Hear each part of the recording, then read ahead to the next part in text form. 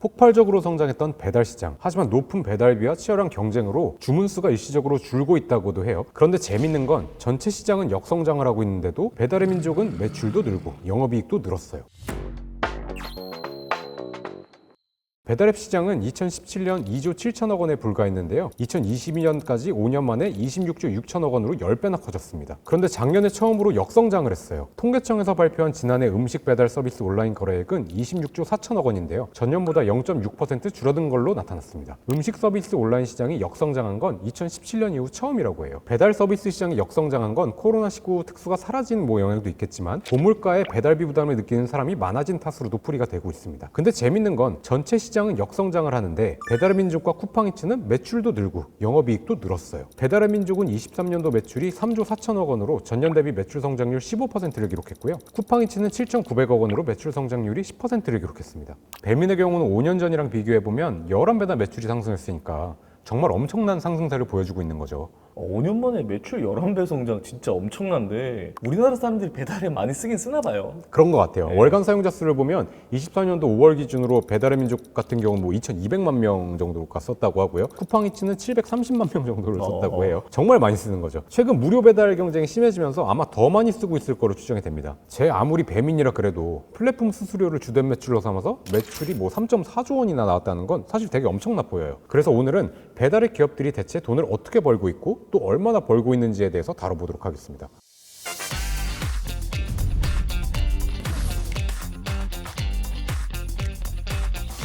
일단 23년도 성적을 좀 뜯어볼까요? 배달의 민족은 매출이 3조 4천억 원, 영업이익이 7,250억, 당기순이익이 5,336억 원입니다. 영업이익률이 약 21%, 당기순이익률이 약 16%에 달하는 엄청난 흑자를 보여줬죠. 특히 22년도랑 비교해봤을 때 엄청난 영업이익 및 당기순이익 성장세가 확인이 됩니다. 쿠팡은 배민보다 이용자 수가 적으니까 매출은 몇 배 좀 더 적겠죠? 일단 월간 사용자 수가 매달 달라져서 정확히 이용자 수가 몇 배 차이 난다고 설명하기는 좀 어렵지만 24년도 5월 수치처럼 대략 4배 정도 이용자 수가 차이 난다고 보면 어느 정도 들어맞기는 합니다. 작년 쿠팡이츠 매출이 7,900억 정도였으니까 배민 매출이랑 얼추 4배 정도 차이가 나요. 근데 영업이익과 당기순이익으로 가면 얘기가 달라집니다. 작년 쿠팡이츠 영업이익이 겨우 77억 원으로 적자 겨우 면한 수준이었고 당기순이익도 94억 원이었거든요. 둘 다 같은 배달앱인데 영업이익률, 당기순이익률 이런 게 좀 차이가 나나 봐요. 아까 배민의 영업이익률이랑 당기순이익률이 21%, 15%가 넘어간다고 했잖아요. 네. 쿠팡이츠 영업이익률은 0.97, 당기순이익률은 1.19%에 불과해요. 근데 놀라운 건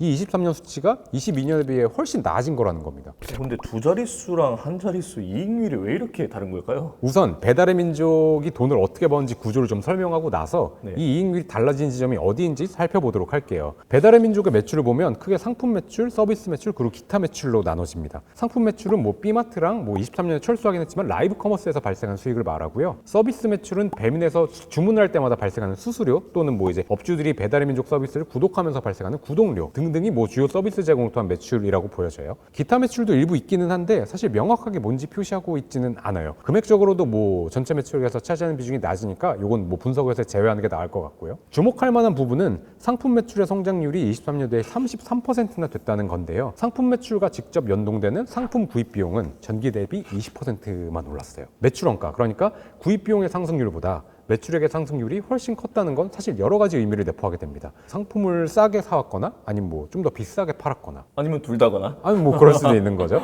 물론 배민이 이제 상품을 매입할 때 바이어로서의 영향력이 높아졌을 거기 때문에 가격 협상력도 생겼을 거고 그러면서 매입 단가가 낮아졌을 수는 있어요. 근데 판매 단가도 다소 오른 걸로 추정돼요. 물론 이제 언론에서 B마트 가격이 생각보다 비싸지 않다고 말하기는 하지만요. 매출액 상승률이 매입액 상승률을 크게 상회하는 걸 단지 매입과 절감의 효과만으로 보기는 좀 과해 보여요. 물론 라이브 커머스 사업부가 23년도에 종료가 됐죠. 라이브 커머스도 상품 매출을 구성하고 있었을 텐데 B마트에 비해서는 박리담에 가까운 사업이었어요. 그래서 해당 사업부의 철수 효과도 이익률 상승에 당연히 반영은 됐을 걸로 보여집니다. 다음으로 서비스 매출을 볼까요? 배민은 플랫폼 수수료 장사를 하는 기업인 만큼 서비스 서비스 매출이 전체 매출에서 80% 정도를 차지를 해요. 상품 매출만큼의 성장률은 아니지만 그래도 전기 대비 12% 정도의 매출이 성장한 것을 확인할 수 있습니다. 배민 수수료가 계속 올라가지고 배민 이용 건수가 좀 줄었다고도 하던데 여기 보니까 매출은 더 늘었네요. 특히 23년도 이제 상반기에는 확실히 전년 대비 배달의 이용 건수가 줄었던 걸로 조사가 됐거든요. 네. 근데도 배민의 23년도 매출은 어쨌든 상승을 했어요. 경제학적인 용어로 이거는 수요의 가격 탄력성으로 설명을 해야 될 것 같은데요. 쉽게 말해서 가격 변화에 따라서 수요가 얼마나 변했는지를 보여주는 겁니다.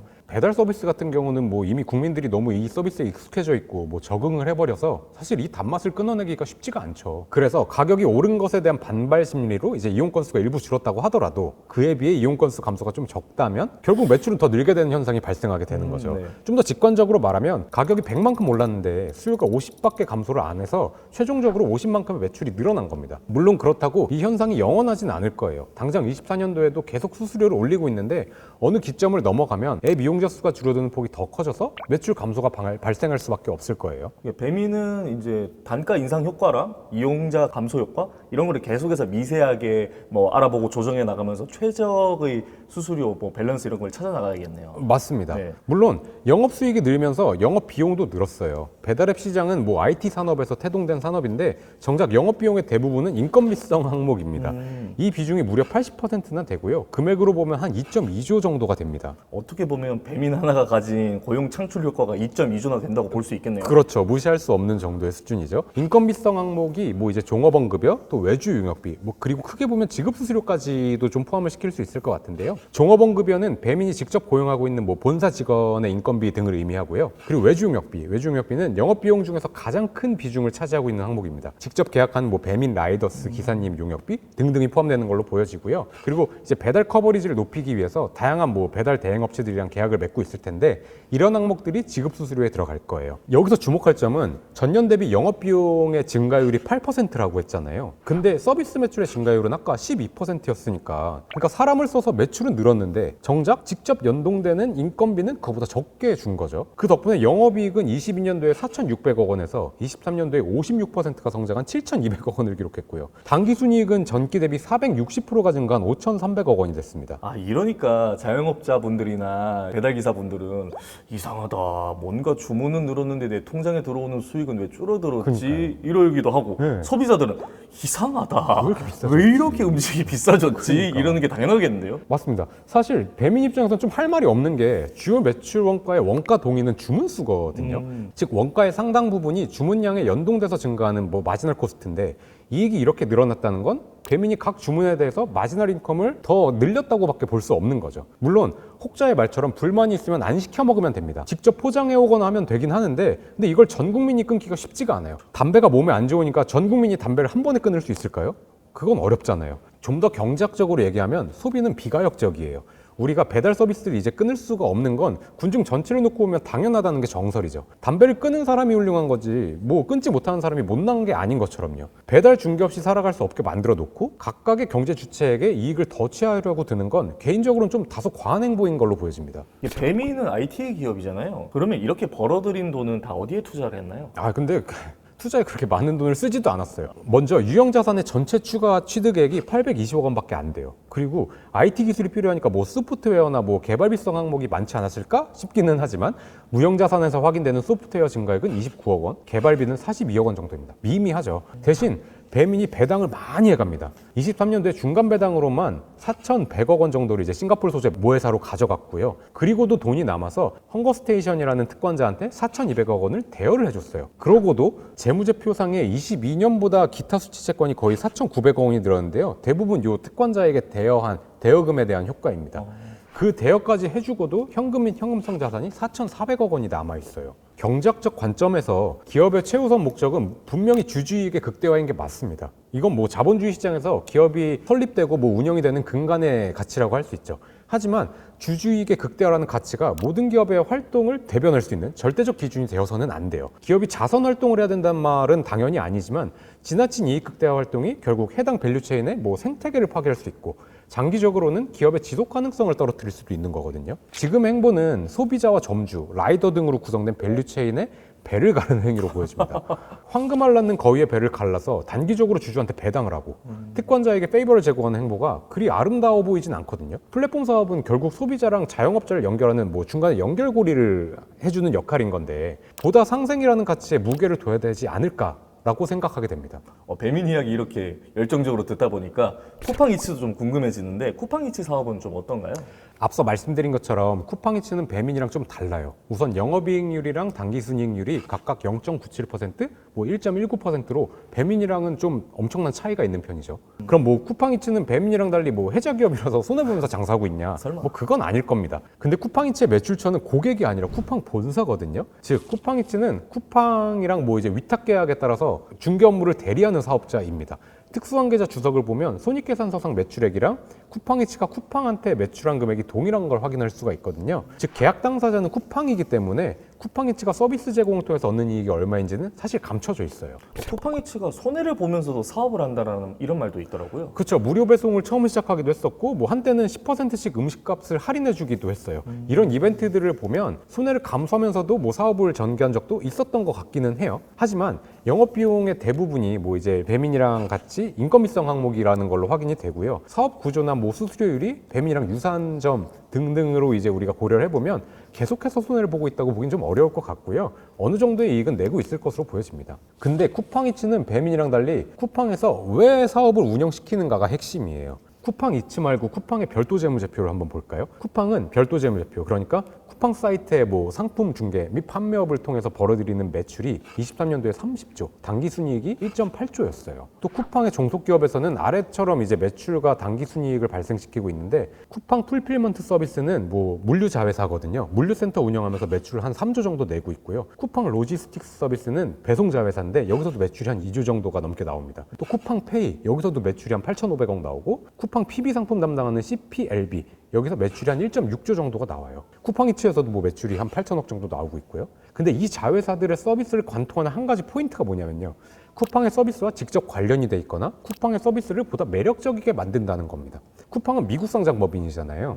미국에서 제출한 10K 리포트 첫 문장을 보면 쿠팡은 고객의 기대를 높여서 궁극적으로 쿠팡 없이 어떻게 살았을까라고 느끼게 만드는 혁신 중심의 문화를 촉진하고 있다고 말하고 있어요. 이거 어느 정도는 이미 사실이 된 것 같다는 생각인데. 맞아요. 결국 핵심은 쿠팡 없이 어떻게 살았을까를 만들어내겠다는 거고요. 쿠팡이츠의 가장 큰 목적은 쿠팡으로 고객을 락인시키는 겁니다.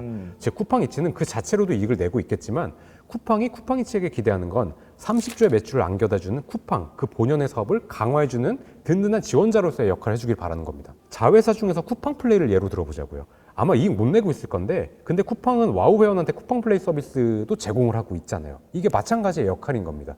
즉 배달의 민족은 그 자체로서 승부를 내야 되는 사업부라면 쿠팡이츠는 전략적인 선택지가 아주 다양하다고 볼 수 있습니다.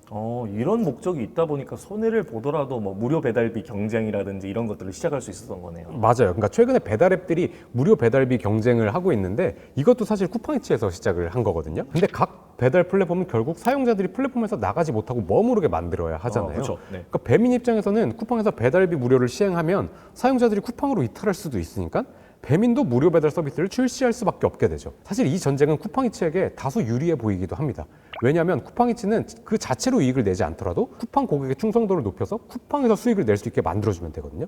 배민은 배달에서 승부를 봐야 되는데 어찌 보면 울며 겨자 먹기로 따라가는 느낌이에요. 근데 문제는 이 배달비를 업주들한테 부담시키고 있다는 소식이 있어서 국민들의 공분을 사고 있죠. 그래도 사실 소비자 입장에서는 이런 현상이 좋다고 느낄 수도 있지 않나요? 맞아요. 그러니까 지금 당장은 소비자 입장에서 반길 만한 일인 건 맞는데요. 근데 이것도 결국 나중에 승부의 향방이 결정되면 거위 배 가르기가 또 시작될 수도 있습니다. 지금 우리가 먹고 있는 이 뭐 달콤한 무료 배달이라는 먹이가 농부가 거위에게 주는 모이라고 생각을 한다면 우리가 그 농부의 식탁에 올라가게 될 거위라면 조금은 꺼림칙한 혜택인 게 사실입니다. 대한민국 필수품인 배달 플랫폼 사업에 대해서 이제 알아보고 있는데 앞으로 회계사님 보시기에는 어떻게 될 거라고 보시나요? 제가 정말 애용하고 있는 두 회사거든요. 저도 그렇습니다. 야근할 때도 쓰고 뭐 주말에 밥하기 귀찮을 때도 쓰고 이만큼 편리한 서비스도 사실 없어요. 맞아요. 전 국민의 밥상을 풍요롭고 즐겁게 해주셨다는 점에서는 참 감사하고 있습니다. 그렇지만 이익 극대화라는 가치와 상생이라는 가치 사이에서 균형은 다소 필요해 보입니다. 이 서비스를 전 국민이 끊어버리기에는 뭐 이미 임계점을 넘어선 것 같고요. 그렇다면 사회적으로나 경제적으로 어떻게 어떻게 건강하게 배달의 생태계를 유지해 나갈 것인가, 또 어떻게 발전시켜 나갈지에 대한 고민이 필요하다고 생각을 합니다. 사실 배달앱 서비스 참여자 중에서 경제적으로 만족하고 있는 건 플랫폼 사업자뿐이거든요. 업주님들도 소비자들도 배달 라이더분들도 경제적으로 상응하는 보상을 받지 못하고 있다고 느끼고 있어요. 불공정하다고 느끼는 거죠. 해결의 열쇠는 이 모든 거래를 아우를 수 있는 배민과 쿠팡이츠가 가지고 있습니다. 전체 거래를 아우를 수 있는 힘을 가지게 됐다면 이 생태계를 유지시켜 나갈 책임도 있다는 걸 알아주셨으면 좋겠습니다.